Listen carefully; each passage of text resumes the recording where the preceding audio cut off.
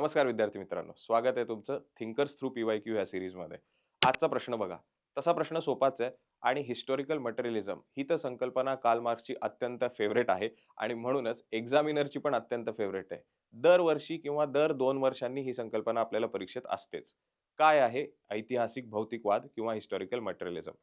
Karl Marx इतिहासाचा विचार करत असताना असं म्हणतो की इतिहासाचे वेगवेगळे युग असतात. एक युग होतं दासत्व युग, ज्याच्यात मालक आणि दास ही संकल्पना होती. दुसरं युग होतं सरंजामशाही युग, की ज्याच्यात सरंजाम आणि भूदास ही संकल्पना होती. तिसरं युग आहे भांडवलशाही युग, ज्याच्यात भांडवलदार आणि कामगार ही संकल्पना होती. म्हणजे पूर्ण वेगवेगळ्या युगांमध्ये जो समाज आहे तो ह्या वेगवेगळ्या 2 गटांमध्ये विभागणी होती. हे 2 गट कशी ठरवली कार्ल मार्क्सने?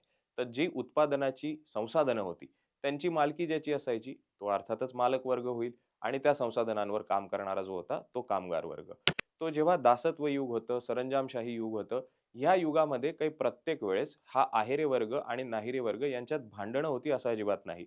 कदाचित दुरावा असेल, पण भांडणं नव्हती किंवा संघर्ष नव्हता. कारण शोषण पण तितकं नव्हतं.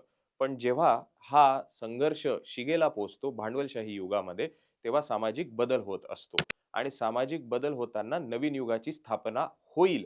तो म्हणजे साम्यवादी युग असं कार्ल मार्क्स म्हणतो. म्हणजे ऐतिहासिक भौतिकवाद म्हणजे काय? फिवरबॅक आणि हेगल यांच्याकडनं ही संकल्पना कार्ल मार्क्सने बॉरो केली असं आपण म्हणू शकतो.